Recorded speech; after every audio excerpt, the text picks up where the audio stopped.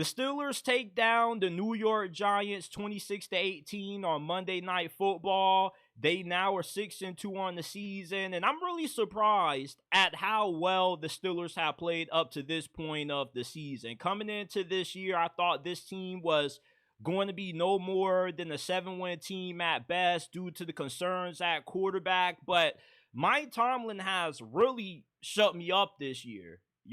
This is not only the team that leads the AFC North right now, but they're in firm contention for the number 1 overall seed in the AFC. I don't think Kansas City is going to go 17-0 this year. They are going to lose eventually. The question is to who, but the Steelers to be entering their bye week at 6-2 is a huge accomplishment. You got to give a huge round of applause to Mike Tomlin because this team hasn't really had any games where they've played down the competition, in my opinion. The defense has been pretty good. They've done a really good job of keeping teams out of the end zone. The most points they've given up all year long were to the Indianapolis Colts.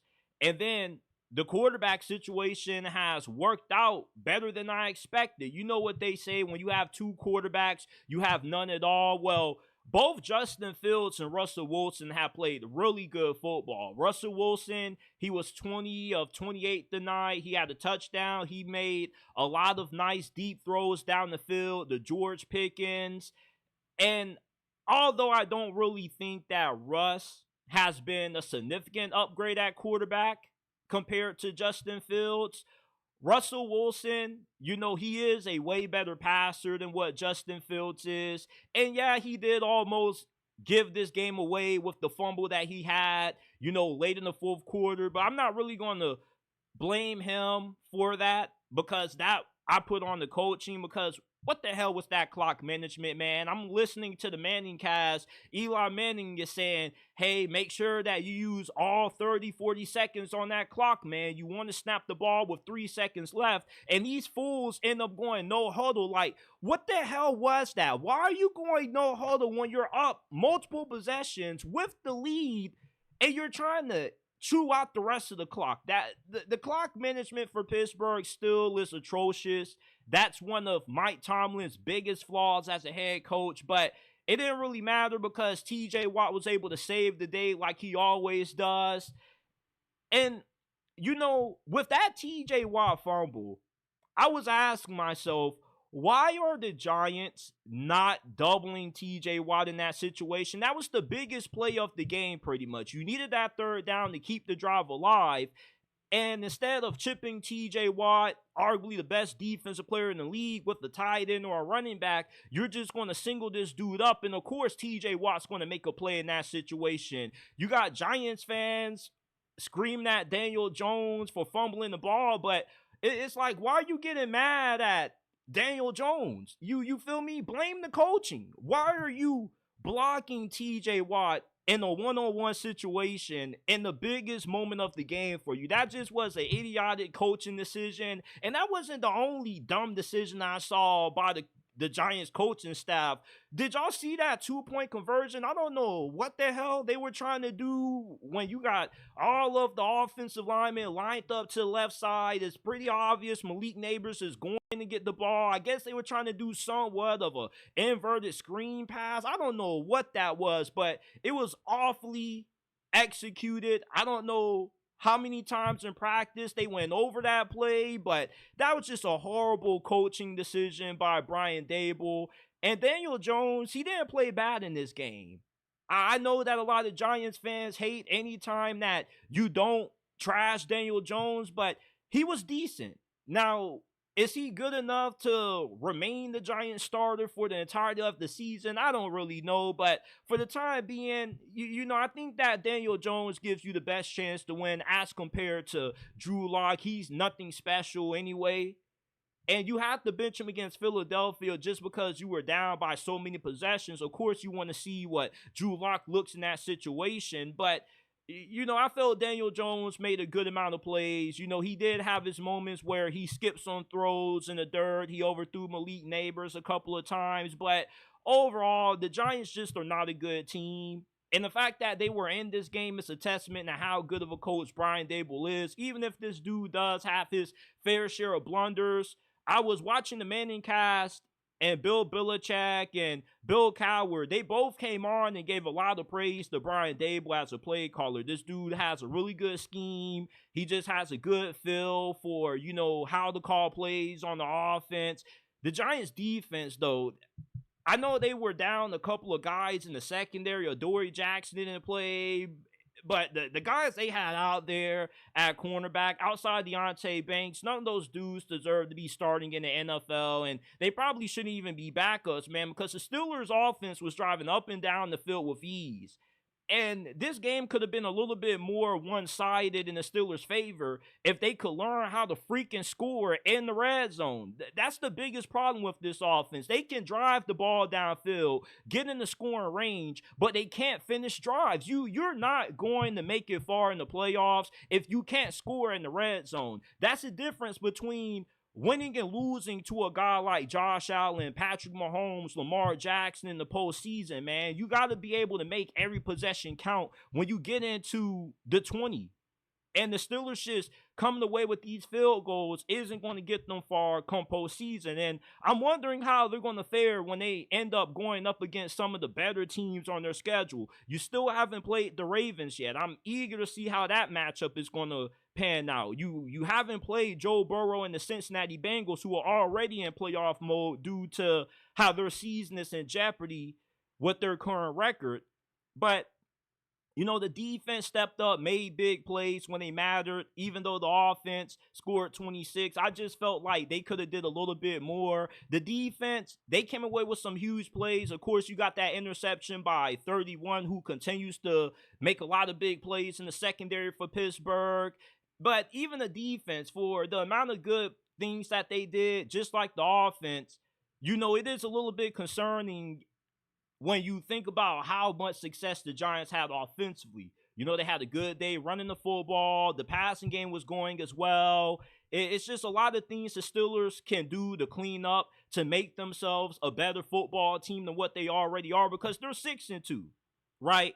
And if you can get better scoring in the red zone, your defense can tighten some things up. This could be one of the better seasons that the Steelers have had in a very long time that nobody kind of saw coming.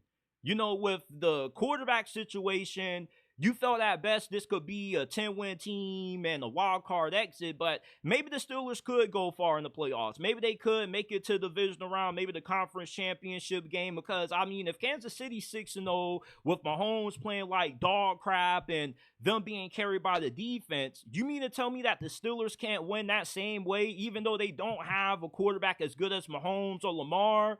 They say defense wins championships, and where the Steelers dominate the most is not just on defense, but on special teams as well. And special teams is a phase of the game that a lot of people kind of take for granted. I remember when I was playing high school football, my head coach at the time always spent a lot of time during summer practice and fall camp emphasizing special teams. He was like, if we can dominate in special teams, it's a lot of hidden yardage on that area of the ball. You feel me? And if you're really good at it, you can win a lot of tight games due to special teams. And what oftentimes decides a lot of these NFL games isn't, how good your quarterback is, it's how good your special teams is. Look at the New York Jets. They solely lost to the New England Patriots because of how bad their special teams was. The Pittsburgh Steelers have one of the best special teams coaches and units in the NFL.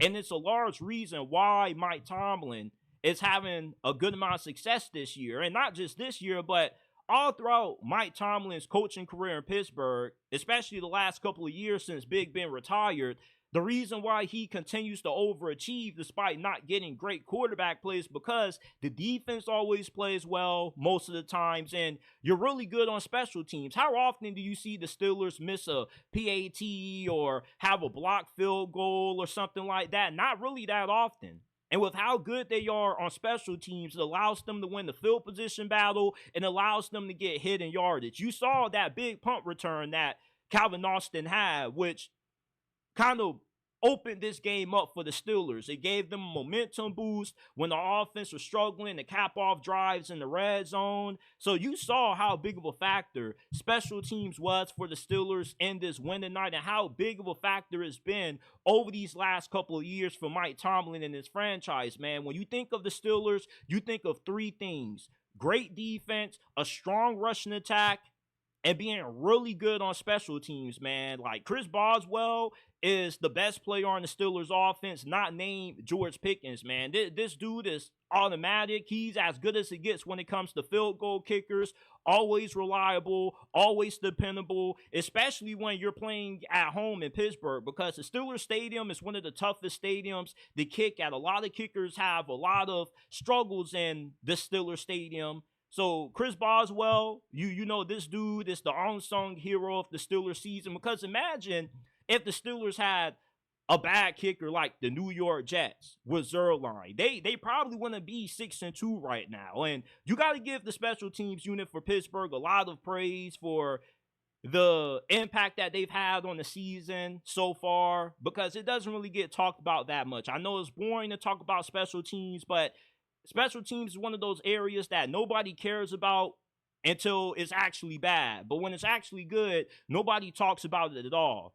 But this was a really impressive win by the Steelers, although it was a little bit closer than what you would like it to be, with the Giants not really being that good, having offensive line issues. You know, every game in the NFL isn't going to be a blowout. It's not college football, and style points don't really matter.